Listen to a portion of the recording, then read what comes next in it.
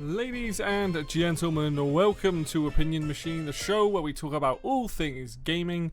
My name is Killjoy, and today I want to talk about Nintendo's scheduled release or games releases in the year of 2026, and kind of look at it as if is it a good year for games? Is it not?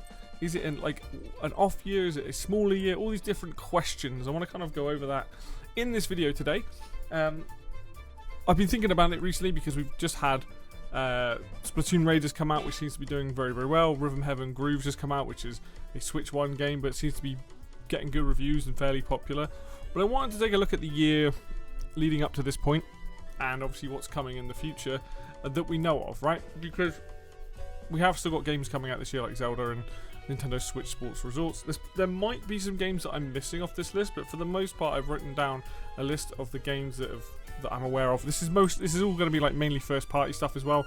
This isn't looking at like exclusives from other third parties. This is just looking at what Nintendo themselves is putting out this year and has put out, and does this make this a solid pick for this year? Is this an outstanding year for Nintendo, or is this just a year that's like a lot of mainly smaller projects kind of thing? So let's sort of just get into it. We'll kick things off with Mario Tennis Fever. That came out at the start of the year. Now, I quite like the Mario sports games. I think they're fun. They add a bit of like silliness to those sports normally. Tennis Fever came out, had the problem that it came out with an extortionate price tag on it, and I think that really did stifle its potential reach, because I think it was a £70 game in the UK. I think it was $80 in America. And a game like that, you need a lot of content. I heard the story was pretty naff, but the actual gameplay, the actual multiplayer was decent, and a lot of people seem to like it. But it's one of those games where it's like, this is a perfect example of a game that should come out at the start of the year for Nintendo. It came out in February, I believe. The sports games are good for filling in like a gap at the beginning of the year, and I think for that reason it's good. But mixed bag by the sounds of it as a game. I still haven't played it. I would like to. I'm just unwilling to pay as much for that. Seems to be the case where a lot of people are charging for it. It's like, yeah, no, I don't think it's quite worth it for me. Definitely I will pick it up on a sale at some point, because I think the game will be fun. I liked Aces a lot. I think this game looks like it'll be a lot of fun and very silly, especially if you can get 4 people together and play like that way. But not a bad start to the year.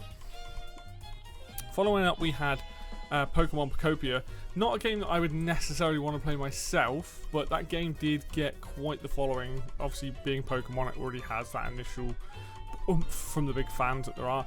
Very, very cozy game, very much like a Animal Crossing style game like that, which I think making a Pokemon style Animal Crossing game is actually very clever. I think that Nintendo fans will kind of love that, because it's Pokemon, isn't it? You're adding in that element that seems to do so well. Seemed to do very well. Seems to be a very well liked game.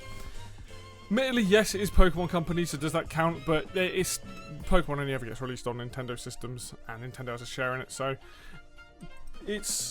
so far you've got a much more cozier start to the year. There is Pokemon Champions that came out. I know very little about the game. I think it's a battling game, but I don't know much about it. But obviously another Pokemon game came out. Then we move into Tamagotchi Life Living the Dream. So it's kind of nuts that we have Pokemon Pocopia and Tamagotchi Life coming out not too far apart from each other. Two very much like style and like fashion-y games, or building games, cozy games, crafting games, that kind of stuff. Very, very similar. I know that Tamagotchi Life is pretty funny from a lot of stuff I've seen. It's a very, very dumb game, but seemed to be fairly popular. Something that I've considered playing myself. I'm not really a fan of that style of game, but it was something that I was kind of looking forward to. And then we move on from that, and we finally get like a platformer, which was Yoshi and the Mysterious Book. This was in May. If you look up until then, so we've got Mario Tennis, so sports game, Pokemon Pocopia, Tamagotchi Life. A lot of those early, like those games, they weren't for me, but I can see the appeal on a bigger scale for other people. Like Tamagotchi Life was massive on the DS, or 3DS, sorry. So having a game like that coming out makes sense, because I think a lot of people will play it. People like the Miis. But Yoshi the Mysterious Book came out, and this was a game where it's still on my list. Like, there's a few games like that that are still on my list of games to play, and this is one that I was like, I love the art style, and I think the gameplay is very different to a lot of other Nintendo games when it kind of errs on the side of being a much more beginner-friendly game, which I have no issue with. But this was the first game of the year where I was like, actually, I kind of like the look of that. Haven't played it yet, but we're getting a more traditional Nintendo game in terms of platformer and the kind of puzzles and things that they aim for that. I always kind of like the Yoshi series. I feel like it never quite hits the heights it needs to. I think Woolly World is probably my favourite, but I feel like there's a lot. The series is kind of qualities all over the place, unfortunately. But that was, that was May, and then we got Star Fox, which is where I really sort of got out of all these games. It's the first one I played. I bought it because it was £41. It was a much more budget title, and I liked it for what it is. I think it's a good remake in some ways. I think it could have been a little bit better in other ways. But it was the first sort of game this year that I bought that was big Nintendo property, where I was like, okay, cool. Like this is something I can enjoy. I do like what it is and what it has to offer. But it was more. It feels like a side offering because it's a remake and it's not a very long game. It's got a lot of replay value, but it's like, oh, this is a fun, 20 hours maybe at most. I don't know if I'd get much more out of it than that, but I liked it for the most part. Like I said, it had its issues and whatnot. And then we've recently just had Splatoon Raiders. Now this is a game I haven't bought yet. I am planning on getting it because I do want to play it. I haven't really been into Splatoon since the first game, but this one is very different. I keep hearing about this idea that it's like a looter shooter style game. You go and get loads of things, you can upgrade your gear and all that. And what I've seen of it, it looks fun, it looks chaotic, and I'm like, okay, that's something maybe I can get behind. Already this year, I would say there have not been a single heavy hitter. I actually, looking at this, Splatoon Raiders is probably the biggest thing they've released. Or you could argue Pokemon Pocopia. One of those two. So within the first 7 months of the year, Nintendo hasn't really had like a big standout game. This is a lot of this stuff is like either the C tier stuff, which is I only say C tier because of popularity, not because of quality. And then you've got something like Splatoon, which will probably be at this current moment the biggest thing. And this is what's making me look at 2026 as a very interesting year for Nintendo. There's a large focus on third party. There are a mental amount of third party games coming to this platform, which you can't deny. Awesome, very, very good. But this video isn't about that. It's about Nintendo's outpouring. What we're seeing is a lot of smaller projects, I think, that have all lined up to come out this year. I also missed off Rhythm Heaven Groove. I just realised Rhythm Heaven Groove came out, and that was a game that did very, very well. That was a few weeks after Star Fox, and then Splatoon Raiders has come out since then. So there's been a right old mix of bigger projects, smaller projects. I say Splatoon Raiders seems like a bigger project, probably Pokemon Pocopia, but that was technically made by, I believe it's Koei Tecmo, I'm not sure on that one. So a lot of these games aren't like big scale, like to the like a big Mario, a big Zelda, a Smash, an Animal Crossing, things like that. But decent nonetheless, like a decent offering of games. So we've had a mix of games, like a fairly big mix of games for both Switch and Switch 2. We're now getting into, at this point, end of July, we are looking forward and we're going to be having things like more, Xenoblade Chronicles Switch 2 edition came out. We've got the Xenoblade Chronicles 2 Switch 2 edition coming, and also the third game. So that's a big thing this year for any of the RPG nuts. Someone like me, I love all of those games. These are some big upgrades, which is really cool. But primarily going forward, we've got only a couple games I can think of that are from Nintendo themselves that are left to come out, and that is The Legend of Zelda Ocarina of Time Remake and Nintendo Switch Sports Resorts. Now, this is a very different mix of games. One is very much more casual, but the Switch Sports, the Wii Sports, that stuff tends to be fairly popular. And then Ocarina of Time Remake. Ocarina of Time Remake is an unknown quantity right now. I need to see more of it to know just how much of a project this is. Is this a smaller project? Is this a bigger project? Is this like the thing that's really going to define Nintendo's 2026? Because the games that I've listed... Oh, and there's also Fire Emblem's Fortune Weave. Can't forget that. That's another thing. We'll come back to that in a sec. Because what we're looking at this year is a very quiet Nintendo year in terms of like a 1-2 punch or like bam bam bam, here's all these big games. This feels like a lot of the games that we've got here are games that are filling in to a degree for some big projects next year, like a brand new Zelda, brand new Mario, maybe any of the big things that you can think of. We don't even have a Kirby, which is nuts to me. Like, we obviously had Kirby Air Riders last year, but we don't really have like a big Kirby or anything like that this year.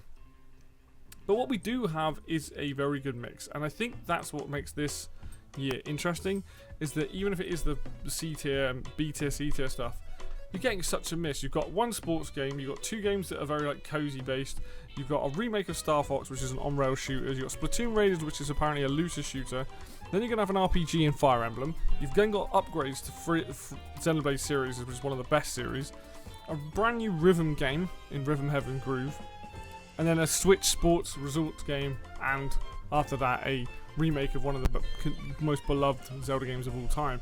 It's a very bizarre year.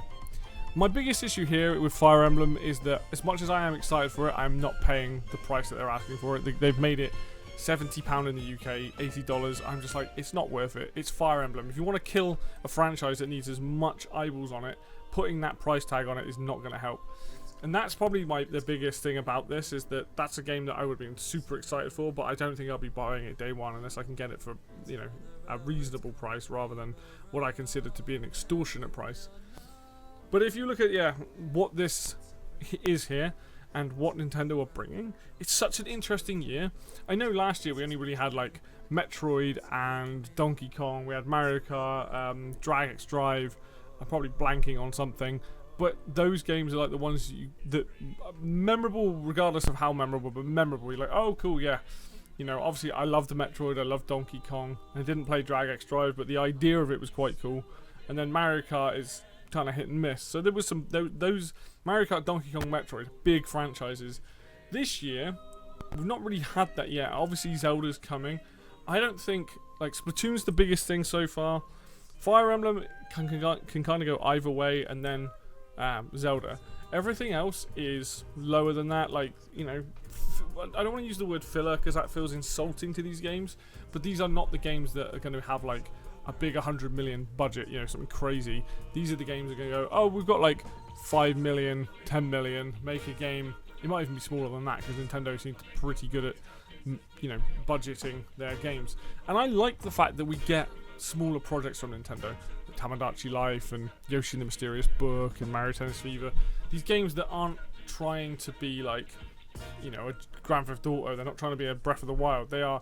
This is exactly what the game is, you know, and they slot it in. Like, Nintendo's outpouring of games, you know, whether it's their franchises or even third-party stuff like that, they get such a good cadence most years. It's kind of nuts. You're getting at least one brand new game every month, which is way too fast. I think it's like, you know, I'm glad because it's something for everyone, but I almost wish it was like one game every 2 months just so that you've got time to like play other stuff like indie and third party and stuff like that. But it's very mad. But to answer the question, like, is this a good year for Nintendo? It's a little bit hard to say because we haven't got Fire Emblem and we haven't got Zelda yet.